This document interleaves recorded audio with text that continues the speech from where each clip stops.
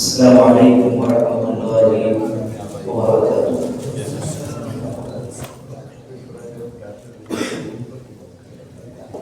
الحمد للہ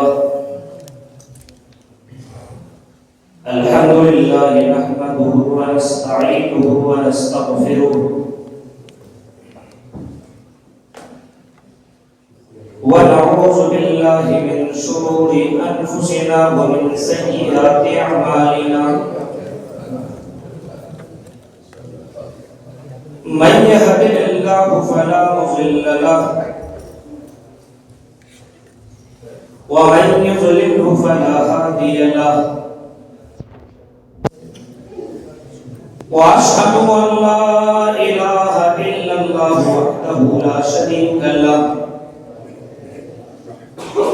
واشهد ان محمدا عبده ورسوله،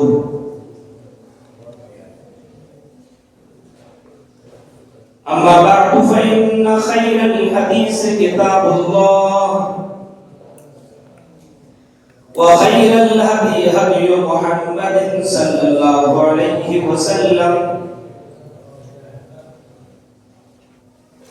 وشر الأمور محدثاتها وكل محدثة بدعة وكل بدعة ضلالة وكل ضلالة في النار۔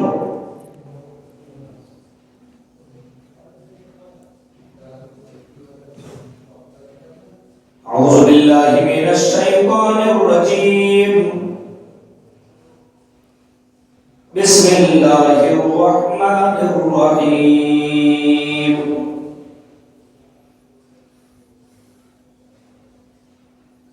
لقد جاءكم رسول من أنفسكم عزيز عليه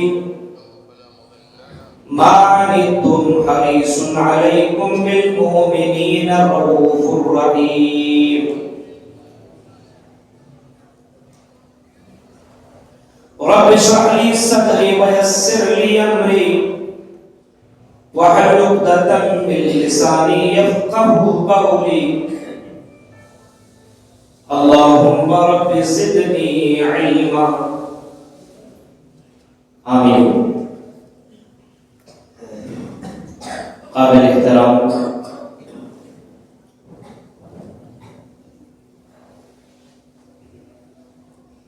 اس عظیم الشان اجلاس عام کے صدر محترم فضیلت الشیخ محمد جنید مکی حفظہ اللہ وتولہ، ناظم جلسہ شیخ نثار احمد مکی حفظہ اللہ وتولہ،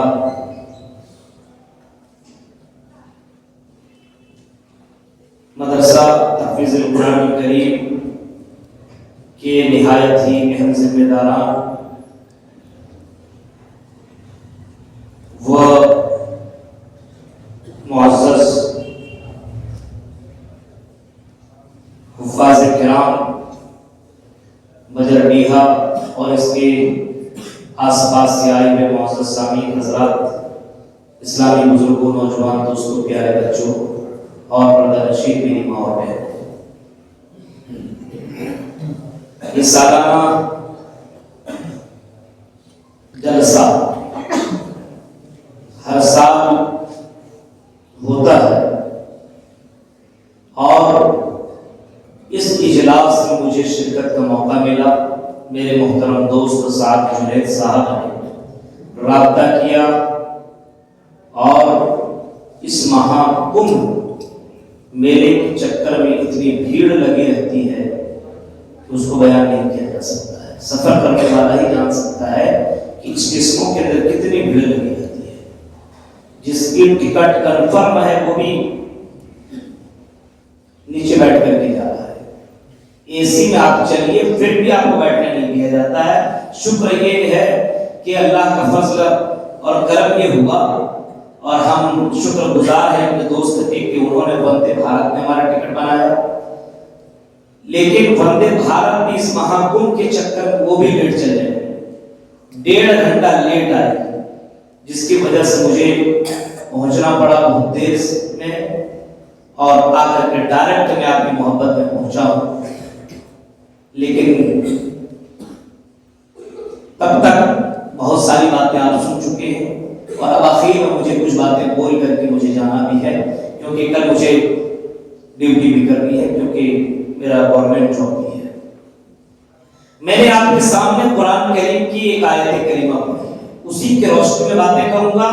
اللہ تعالیٰ سے دعا کرتا ہوں کہ بارگاہ جو باتیں بتائی جا چکی ہیں، اس سے پہلے شیخ حسن جمیل صاحب نے بہت ہی جامع خطاب کیا اور دیگر خطبہ نے آپ کے سامنے باتیں رکھی، ان تمام خطیبوں کی باتوں کو سننے کے ساتھ ساتھ ہم جبھی مسلمانوں کو ان باتوں کے اوپر عمل کرنے کی پوری توفیق عطا فرمائے، آمین۔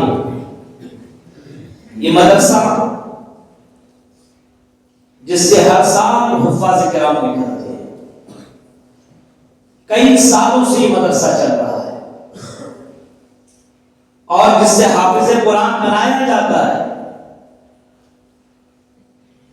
حافظ قرآن بنانے کے لیے کتنی محنت ہوتی ہے وہ ہم لوگ جانتے ہیں، کیونکہ میں خود حافظ قرآن ہوں۔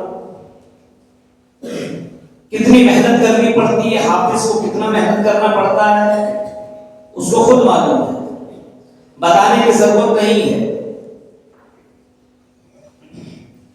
قرآن کریم کے اندر سے میں نے ایک آیت کریمہ پڑھی ہے، اس آیت کریمہ کے اندر اللہ رب العالمین نے یہ فرمایا کہ تمہارے درمیان ایک ایسا رسول آیا جو تمہیں میں سے ہے۔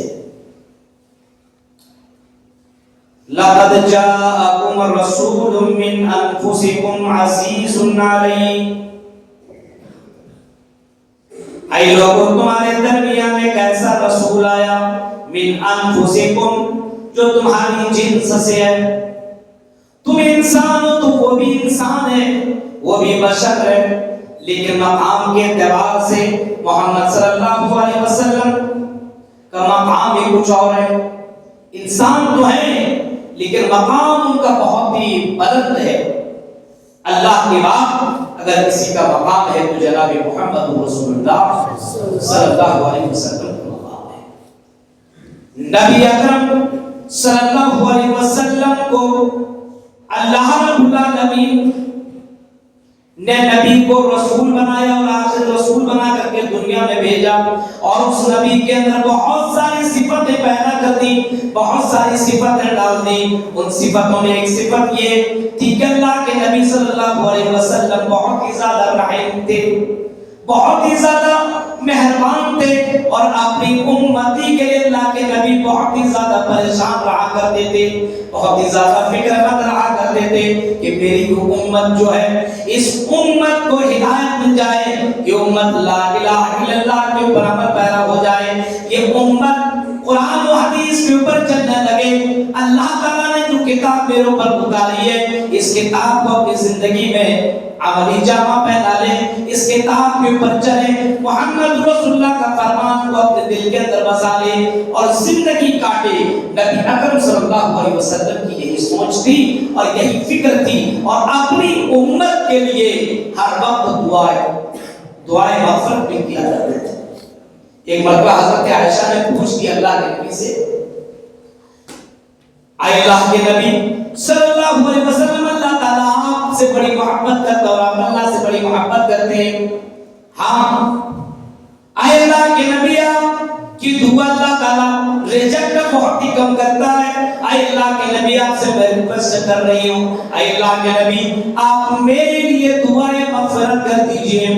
اللہ کے نبی صلی اللہ علیہ وسلم نے اپنی بیوی کی اس بات کو منع نہ کیا، اور اللہ کے نبی دعا مانگنے لگے، اور پھر دعا کرتے کرتے یہ دعا کرنے لگے، اللہم اغفر لی عائشہ ما تقدم من ذنبها وما تاخر، ما سرت وما اعلنت۔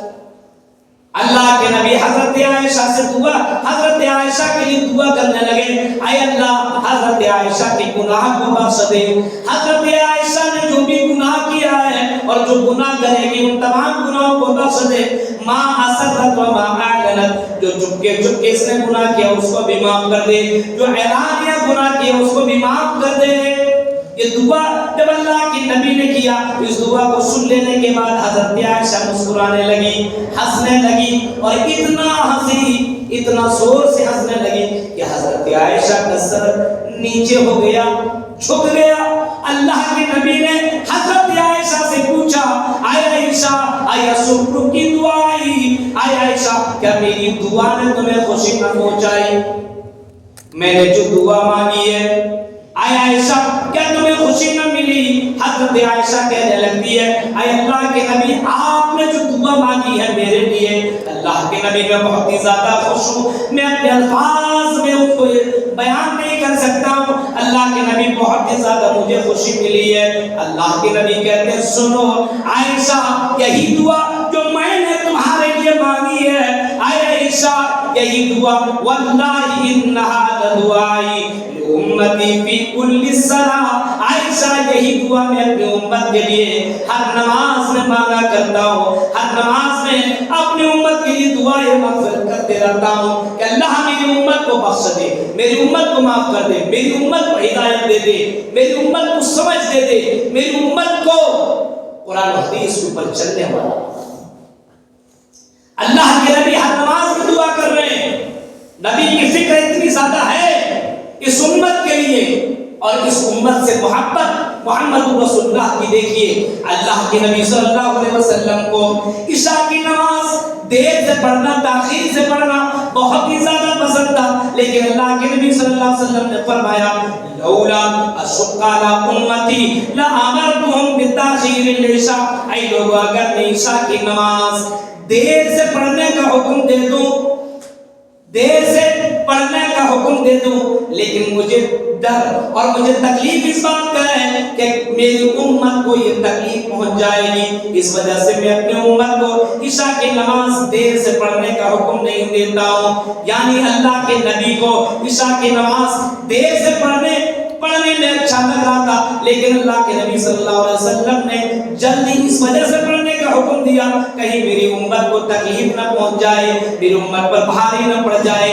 ذرا تصور کیجئے میرے بھائیوں، اپنی اس امت کے لیے محمد رسول اللہ صلی اللہ علیہ وسلم کتنے زیادہ فکر مند تھے اور اس امت کے لیے کتنا سوچا کرتے تھے۔ اس امت کو اللہ کے نبی صلی اللہ علیہ وسلم نے فرمایا لوگوں ترکت فیکم شیئین، ترکت فیکم شیئین، اور لوگوں میں تمہارے درمیان دو چیزیں چھوڑ کر کے جا رہا ہوں، اور لوگوں میں تمہارے درمیان دو چیزیں چھوڑ کر کے جا رہا ہوں، ان دونوں چیزوں کو تم مضبوطی سے پکڑ لینا۔ لن تضلوا، تم کبھی بھی گمراہ نہیں ہو سکتے ہو۔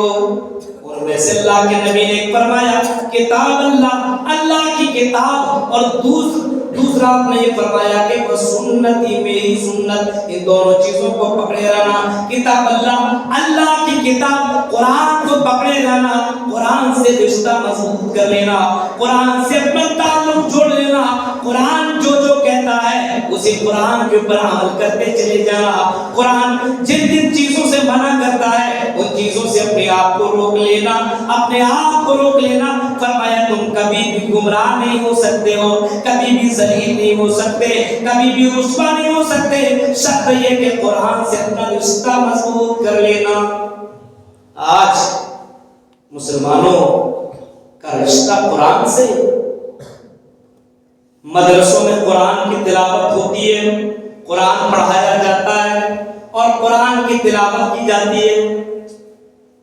لوگوں بتاؤ کیا یہ قرآن صرف مدرسے والوں کے لیے؟ کیا مدرسے ہی والا اس قرآن کو پڑھے؟ کیا مدرسے والا ہی قرآن کو پڑھائے؟ کیا مدرسے والا ہی قرآن کے اوپر عمل کرے؟ کیا مدرسے والا قرآن کی حفاظت کرے اور قرآن کے اوپر عمل کرے، اس کے علاوہ دوسرے مسلمان کے لیے قرآن کے اوپر عمل نہ کرے، قرآن کی حفاظت نہ کرے، قرآن نہ پڑھے، قرآن کی تلاوت نہ کرے، قرآن نہ سنے؟ آپ کا جواب آئے گا ہاں، کیوں نہیں؟ جب آپ یہ کہتے ہیں کیوں نہیں، تو میرے بھائیوں آج لوگوں کے موبائل اٹھائیے، آج لوگوں کے پاس، نوجوانوں کے پاس، لڑکوں کے پاس، لڑکیوں کے پاس سبھی لوگوں کے پاس اینڈرائڈ موبائل ہے اور ان کے موبائل کو چیک کیجئے، ان کے موبائل میں قرآن آپ کو نہیں ملے گا، قرآن کے ایپ آپ کو نہیں ملیں گے، قرآن کی آیت ان کے کانوں کے اندر سنائی نہیں دے گی، قرآن پڑھنے اور پڑھانے کا ماحول آپ کو نہیں ملے گا۔ رمضان آئے گا تو قرآن پڑھنا شروع کر دیں گے، رمضان آئے گا تو قرآن کی تلاوت کرنا شروع کر دیں گے، حافظ کے پیچھے جا کر کے قرآن سن لیا کریں گے۔ رمضان ختم، قرآن ختم۔ میرے بھائی جو محمد رسول اللہ صلی اللہ علیہ وسلم نے فرمایا تھا، لوگوں ترکت فیکم شیئین، میں تمہارے درمیان دو چیزیں چھوڑ کر کے جا رہا ہوں، ان میں سے ایک اللہ کی کتاب قرآن ہے، اس قرآن کو پکڑے رہنا، قرآن پڑھتے رہنا، قرآن سے رشتہ کبھی بھی مت توڑنا۔ آج مسلمانوں کی حالت قرآن سے رشتہ اتنا توڑ لی ہے کہ کتابوں میں سجا رہی ہے اور قرآن کو نکال کر کے پڑھتا بھی نہیں۔ رمضان کا مہینہ آیا، پڑھ لیا، اور کچھ جگہوں میں تو نوٹنکیاں ہوتی ہے، نوٹنکیاں۔ کچھ لوگ اللہ کو بھی چونا لگانے کی کوشش کرتے ہیں، 3 دن میں جا کر کے قرآن سنے گا، سال بھر میں تو ٹائم نہیں، 3 دن، 1 دن، 2 دن۔ بزنس والے بہت سے لوگوں کے بارے میں سننے میں آتا ہے بہت بزی رہتے ہیں میرے ساتھ، کیا کریں؟ تو ہم لوگ یہ کام کرتے ہیں، لیکن کیا کرتے ہیں ہم لوگ ایک ہی دن میں پورا قرآن سن لیتے ہیں۔ واہ، ہم نے کہا تم پکے جنتی ہو، ایک ہی دن میں پورا قرآن۔ اب بتائیے، اللہ کے قسم میں بھی حافظ قرآن، ایک دن نہیں پوری رات، دن تو چھوڑیے، رات اور وہ بھی عشاء کے بعد سے لے کر کے فجر تک کتنے گھنٹے ہو گئے؟ سوچو میرے بھائیوں، قرآن کہہ رہا ہے کہ میں پورا قرآن سن لیتا ہوں، نماز پڑھ لیتا ہوں، ان میں فائدہ کس کو ہوا؟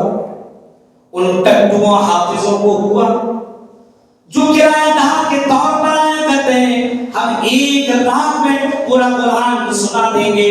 اب قرآن ایسے پڑھتے کون سا قرآن ہے؟ غور کرو میرے بھائیوں، اور پڑھنے والا بھی ویسا، اس طریقے سے نماز پڑھنا میرے بھائی جو نہ اللہ کو پسند ہے نہ نبی کو پسند ہے۔ نبی اکرم کے سامنے ایک نماز پڑھنے والا آیا اور نماز پڑھنے لگا، اور نماز پڑھ کر کے فارغ ہوا، محمد صلی اللہ علیہ وسلم نے اس کو بلایا اور فرمایا صلی فإنك لن تصلي، ارے نماز پڑھ، پھر سے نماز پڑھ، کیونکہ تم نے تو نماز ہی نہ پڑھی ہے، تمہارا رکوع صحیح سے نہیں، قیام سے نہیں، سجدہ صحیح سے نہیں، صحیح سے سارے ارکان ادا کرو، قرآن کی تلاوت اچھے سے کیا کرو، یا لمون تعلمون یا لمون تعلمون، اور پورا قرآن ایک رات میں پڑھ لیا جاتا ہے اور اپنے آپ کو جنتی سمجھنے لگتا ہے، اپنے آپ کو سمجھتا ہے کہ مجھے بخش دیا گیا، اب مجھے رمضان میں قرآن سننے اور سنانے کا کوئی مطلب ہی نہ رہا۔ میرے پیارے ساتھیوں، کیا قرآن سے یہی رشتہ ہمارا ہونا چاہیے؟ کیا قرآن سے ہمارا یہی تعلق ہونا چاہیے؟ اللہ کے نبی نے فرمایا تھا لن تضلوا، گمراہ نہیں ہو سکتے ہو جب تک کہ تم قرآن سے رشتہ مضبوط کر لو۔ جب تک قرآن سے جڑے رہو گے گمراہ نہیں ہو سکتے ہو۔ یہاں قرآن سے ایک رات ہی جڑ تو رہے، اور کیسے جڑ رہے وہ تو معلوم ہے۔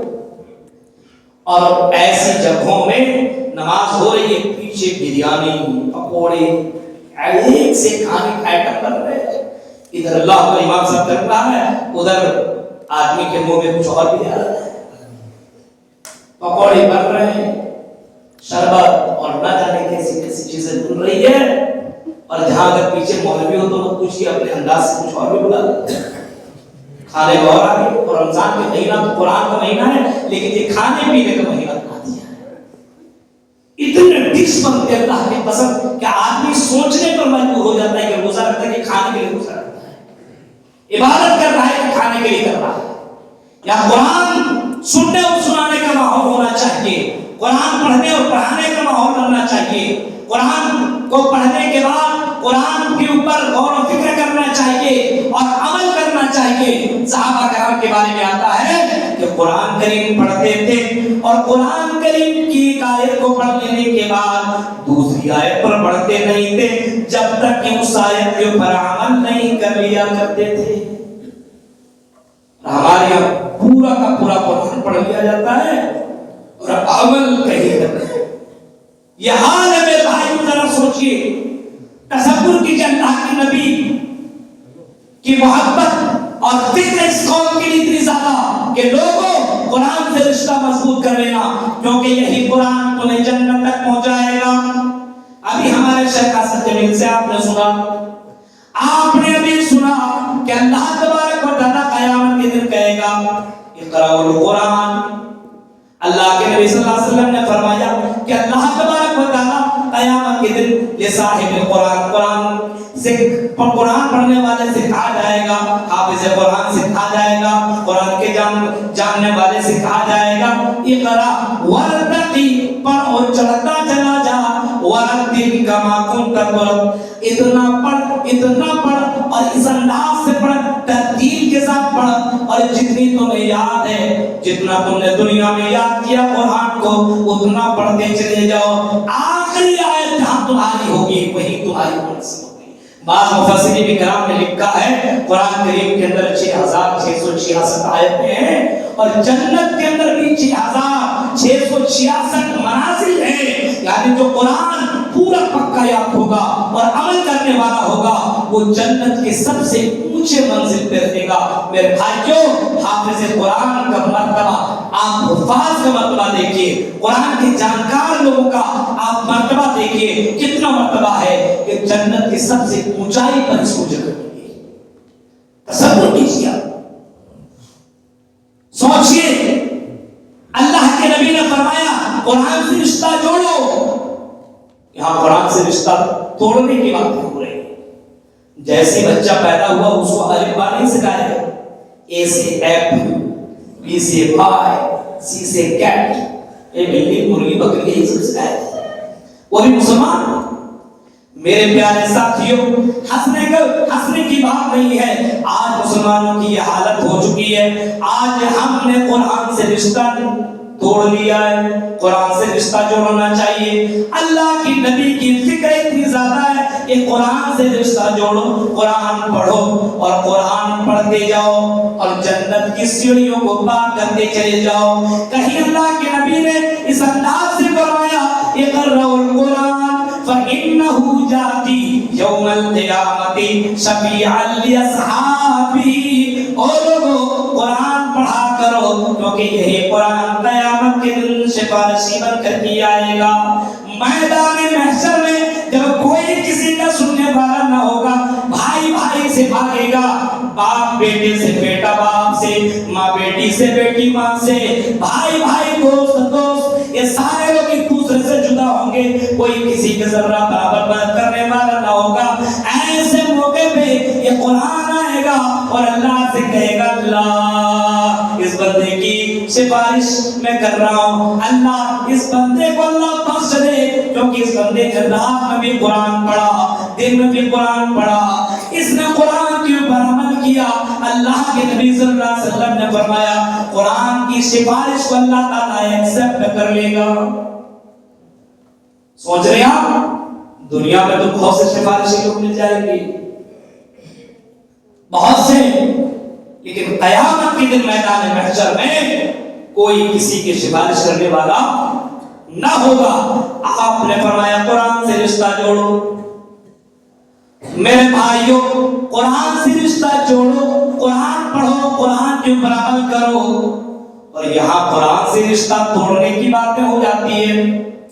رمضان کا مہینہ یہ بھی تو قرآن کا مہینہ ہے، قرآن اسی مہینے میں اترا ہے، اسی مہینے میں اترنے کی وجہ سے رمضان کو سید مہینے کا سردار قرار دیا، ہاں سید الشہور قرار دیا گیا، مہینے کا سردار، یہ رمضان المبارک کا مہینہ بن گیا۔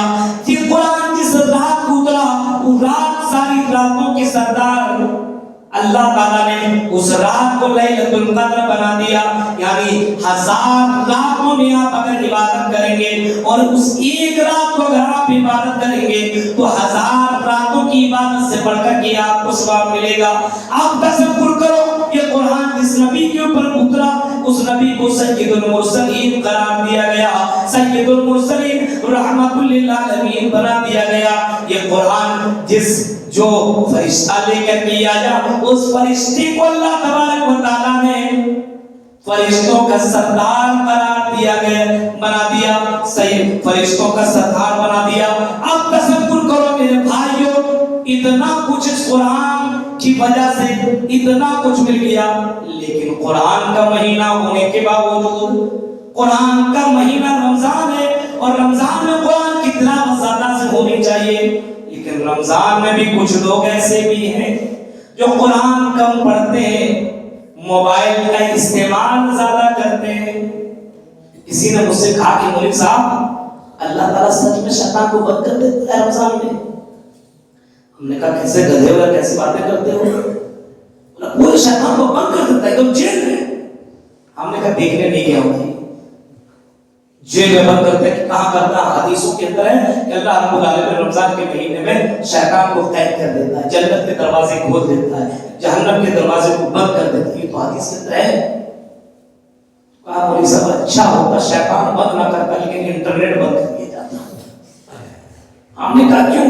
کہا ساری گڑبڑی اسی کے اندر ہے۔ ہم نے کہا اس کے اندر گڑبڑی تیری کھوپڑی میں گڑبڑی ہے، تیری نیت میں فتور ہے، تیری نیت کے اندر گڑبڑی ہے۔ انٹرنیٹ تو تیرے ہاتھ میں ہے نا، موبائل کا استعمال کرے نہ کرے تیرے اوپر نہ ہے۔ اب تو کہے گا کہ بیوی کو بھی ہٹا دے تو یہ بھی ڈسٹرب کرتی ہے، ہاں تو کہے کہ گرل فرینڈ جن چکروں جن کا چکر لگا ہوا ان کو بھی ہٹا دے، دوستوں کو دور کر دے، دنیا سے دور کر دے، تو جا کسی پہاڑ کی اونچائی پہ جا کر کے اللہ اللہ کر، دنیا میں پھر رہنے کی کیا ضرورت ہے؟ ان تمام چیزوں کو رہنے کے باوجود آپ کو ان تمام چیزوں کی قربانی دینی پڑے گی، اور تب قرآن کی تلاوت اور تب قرآن سے رشتہ جوڑیے، تب پتہ چلے گا کہ آپ کو قرآن سے محبت ہے۔ اب انٹرنیٹ بند نہیں ہے، اب مسجد ہی میں کتنے لوگ لگے ہوتے ہیں، اسی میں لگا ہوا ہے، اور خاص کر کے رمضان کے مہینے میں ہی IPL ہوتا ہے، کہیں بھی رہے، اور IPL ہو رہا ہے، میچ چل رہا ہے، کرکٹ ہو رہا ہے، اور مسلمان لڑکے مسجد ہی میں بیچتے ہیں۔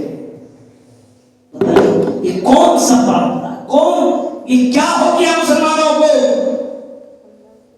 اللہ کی نبی فرما رہے قرآن پڑھو، قرآن پر عمل کرو، قرآن سنو۔ یہاں قرآن سننے سنانے کا ماحول ہے۔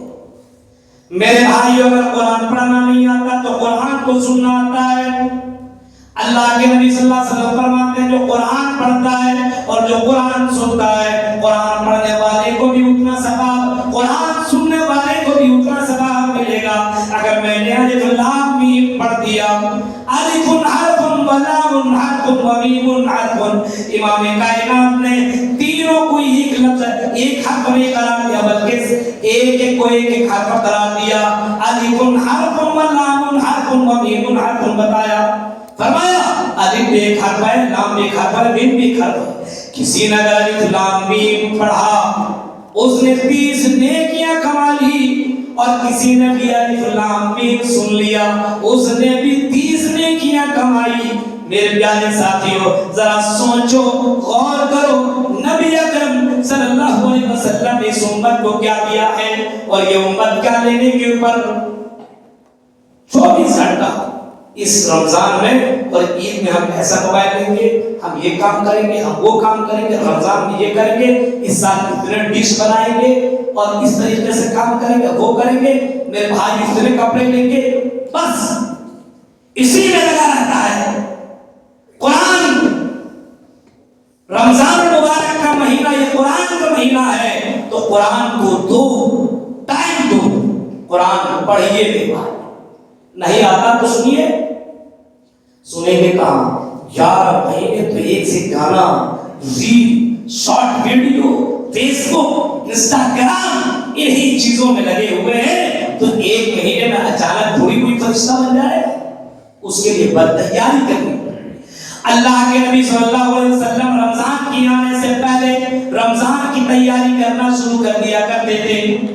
رمضان کی آنے سے پہلے شعبان کے مہینے میں ہی رمضان کی تیاری کرنا شروع کر دیا کرتے تھے۔ آج مسلمانوں کو دیکھیے، چاند نظر آ گیا، کوئی فون نہیں کرتا رمضان کے مہینے میں، مولانا نظر آیا، چاند دکھا، کوئی نہیں بولے گا۔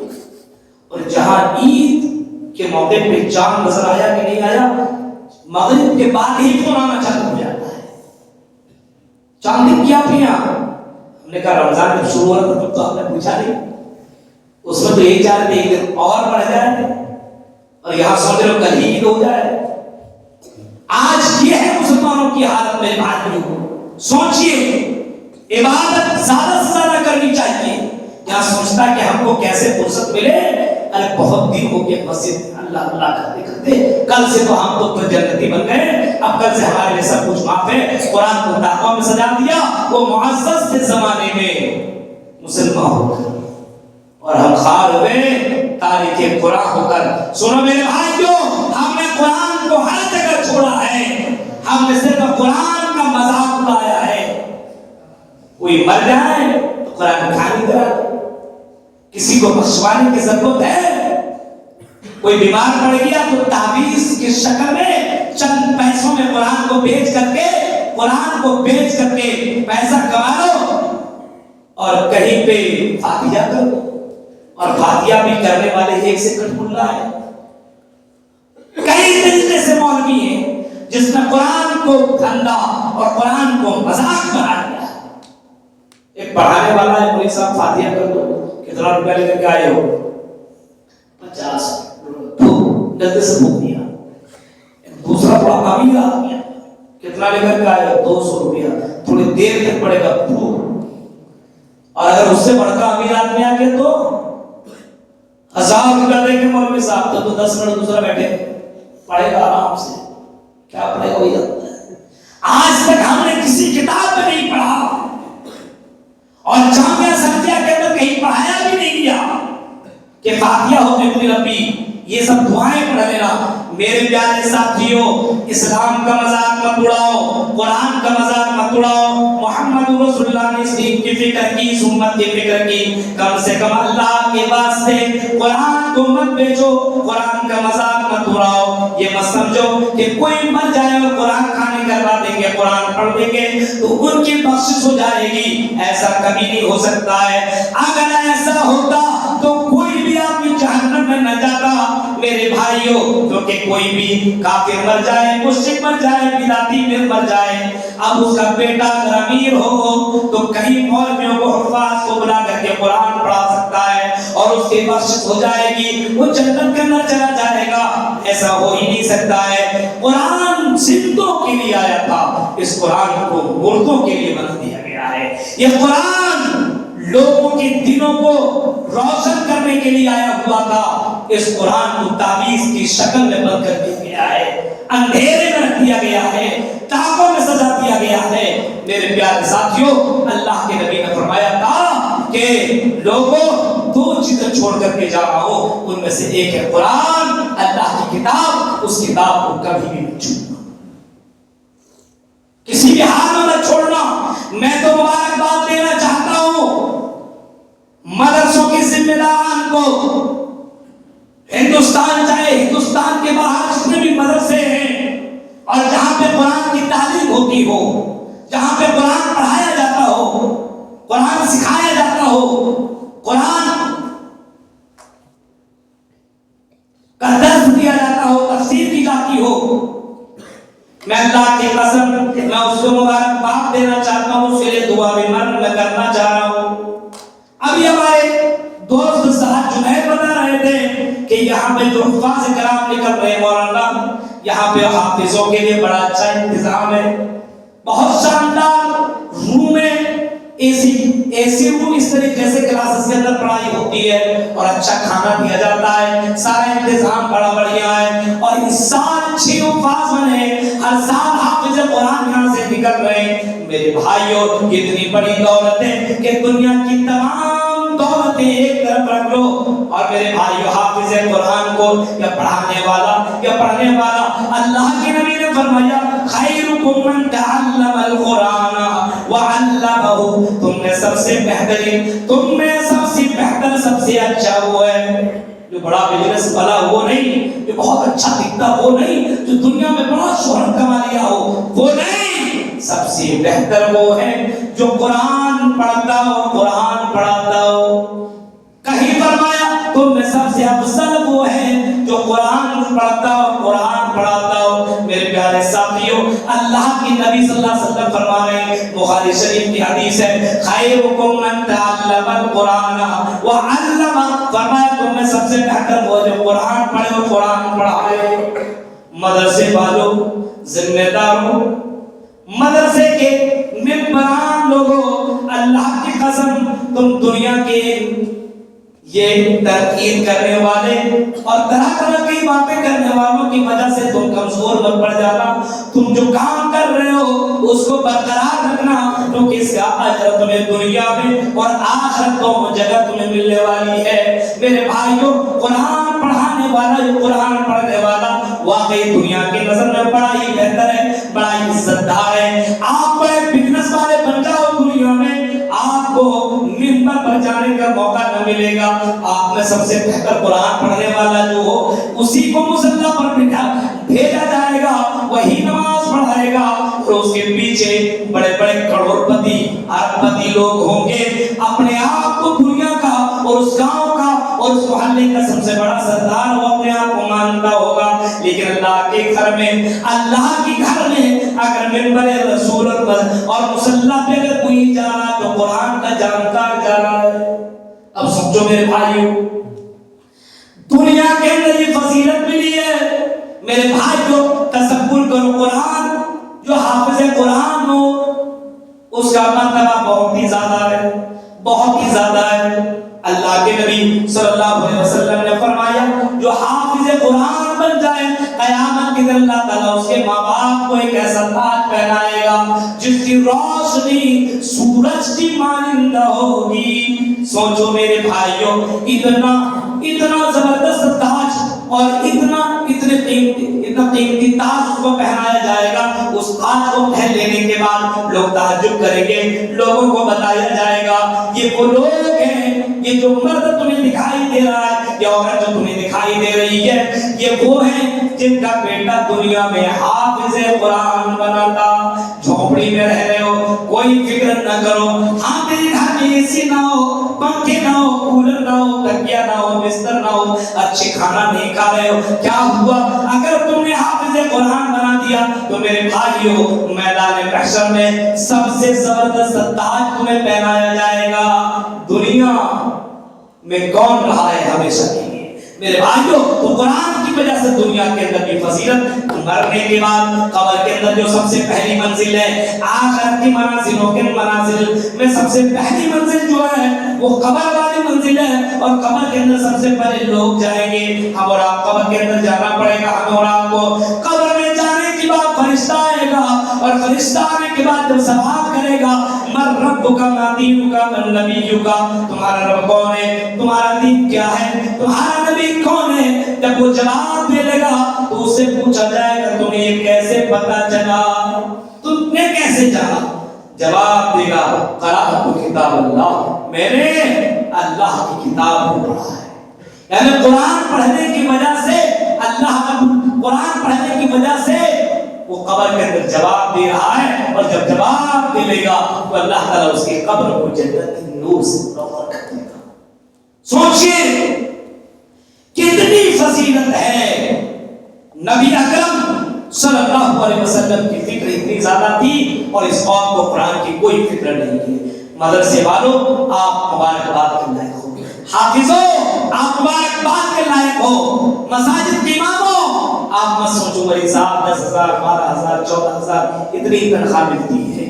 دنیا کس نے کمائی اور دنیا کو کس نے ہمیشہ کے لیے دنیا کے اندر کون رہا ہے؟ جب امام کائنات نے اس دنیا کے اندر ہمیشہ اللہ کے نبی نہیں رہ سکے تو ہم اور آپ بھی نہیں رہیں گے۔ لیکن یاد رکھیے قرآن جس نے حفظ کر لیا، قرآن پر عمل کر لیا، قرآن کو سیکھ لیا، اللہ کی قسم وہ عرب پتیوں سے بھی زیادہ افضل ہے اللہ کی نظر میں، کروڑوں کا مالک ہے، زمین و جائیداد کی جو بہت زیادہ مالک ہے، بینک بیلنس ہے اس کے پاس بہت زیادہ ہے، لیکن حافظ قرآن نہیں، عالم قرآن نہیں ہے۔ میرے بھائیوں یاد رکھے اس حافظ سے وہ اللہ کی نظر میں کم تر ہے۔ میرے بھائیوں یہ میں نہیں کہہ رہا ہوں بلکہ جناب محمد رسول اللہ صلی اللہ علیہ وسلم نے فرمایا ہے۔